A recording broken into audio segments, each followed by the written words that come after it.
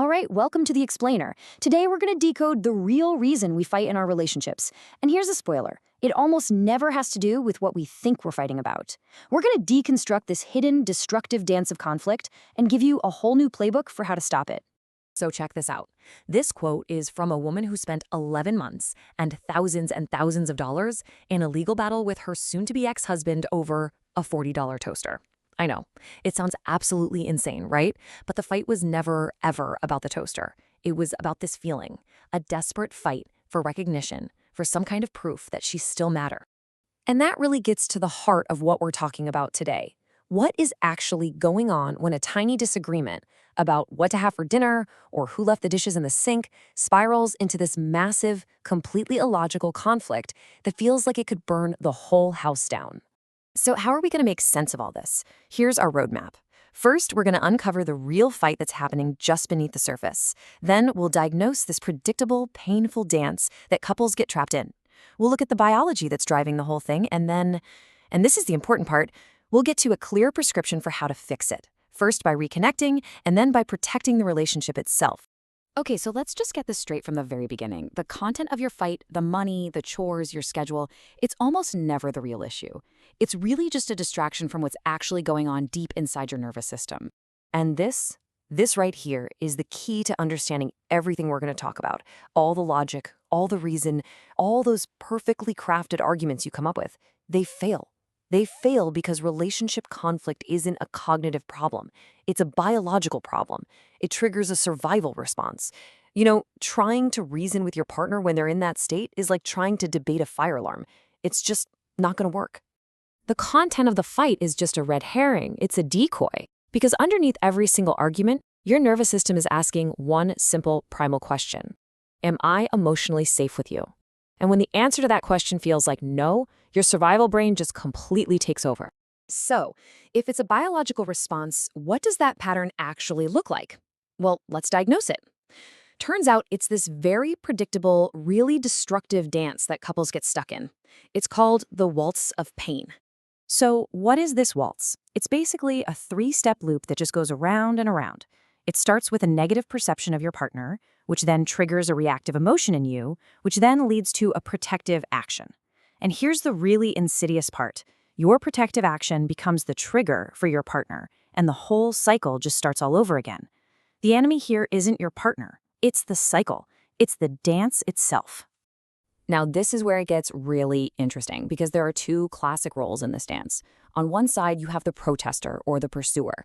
They try to get connection by becoming critical, maybe blaming, maybe demanding. But what's really driving that behavior is a deep, raw fear of abandonment. They're basically screaming, "Are you there for me?" And on the other side, you have the withdrawer. They retreat into silence or try to use cold logic. Their behavior is driven by a deep fear of disappointing their partner, a sense of shame. They're quietly asking, "Am I enough for you?" And you can see right here how this thing fuels itself. The protester's negative perception, "you don't care about me," leads them to attack. That attack triggers the withdrawer's fear of not being good enough, which causes them to shut down. And of course, that shutdown confirms the protester's original fear. "See, I knew it. You're not there for me." And the loop just gets tighter and tighter. So we've seen the choreography of the fight. We've seen the steps. But why is it so incredibly powerful? To understand that, we've got to go deeper. We need to look at the biological wiring of our brains because this stuff goes way back in our evolution. Okay, so according to attachment theory, our brains are hardwired for connection from the moment we're born. It is a biological imperative, just like needing oxygen. So our nervous system is constantly, quietly scanning our most important relationships for the answers to these two questions. And when the answer feels like no, it's not just a disappointment. Our brain interprets that as a literal survival threat. And it all comes down to this one number, 6 seconds. That's it. This is the critical delay, the time gap between your emotional survival brain, your amygdala, and your rational thinking brain, the neocortex. That 6-second delay is exactly why trying to be logical in a fight is so pointless. By the time your partner says that one thing that triggers you, your survival brain has already fired, it's decided you're in danger, and it's launched a full-blown fight-or-flight response. Your rational mind? It's literally not even online yet. It shows up to the house fire a full 6 seconds late, holding a tiny little squirt gun. It's completely outmatched. So, if logic is basically useless, what are we supposed to do? Well, now that we've diagnosed the problem, let's look at the prescription. The way out isn't through winning the argument, it's through stopping that cycle. And first things first, restoring a feeling of safety. Here it is. This is the non-negotiable order of operations for actually resolving a conflict. You have to create biological safety first. That's step one. That then allows for connection. And only when that connection is back does the rational brain finally come back online.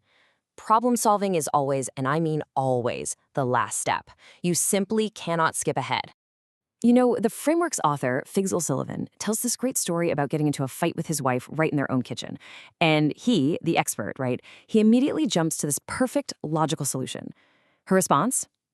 Go to hell, Figs. Why? Because he skipped the connection. He offered a cognitive solution to a biological problem, and it just threw gasoline on the fire. So how do you actually create that safety and connection? Here is a super practical tool you can use called the RAVE method. It literally takes 90 seconds. First, you reflect back what you hear them feeling. Second, you accept their reality without arguing with it. Third, you validate that their feeling makes sense. And finally, you explore what would help. This isn't about agreeing with them. It's about co-regulating. It's about using your own calm presence to help their nervous system feel safe again. Okay, finally, once you learn how to de-escalate, there's this really powerful reframe that can change the nature of your arguments completely. It shifts the conflict from a battle between me and you to a problem that you solve together, on behalf of the relationship itself. The core idea here is that in any committed relationship, there are actually three distinct living entities. There's you, there's me, and then there's the us. And this us is like a third entity, the relationship itself, and it has its own needs and its own health, totally separate from ours as individuals. And this leads to a really cool technique called the third chair. When you find yourself in a conflict, you literally imagine a third empty chair at the table. That chair represents the us. So instead of attacking each other, you talk about how the problem or your actions are affecting the entity sitting in that chair. And this is the key question. You can acknowledge your partner's need to protect themselves while gently redirecting the focus. I get it. That move protects you. But how does this argument, this silent treatment, this angry outburst, how does it affect the health of our relationship? How does it affect the chair? It completely changes the dynamic from you versus me to us versus the problem. And really, this is the ultimate takeaway from all of this. Your partner is never the enemy. That destructive cycle, that waltz of pain, that is the enemy. The goal is to stop dancing with each other and instead unite together against the pattern that's trying to pull you apart. So we'll just leave you with this one question to think about. What would change for you? What if you went into your next disagreement, not to win, not to prove you're right, but with the shared number one goal of simply finding your way back to a feeling of safety and connection with each other?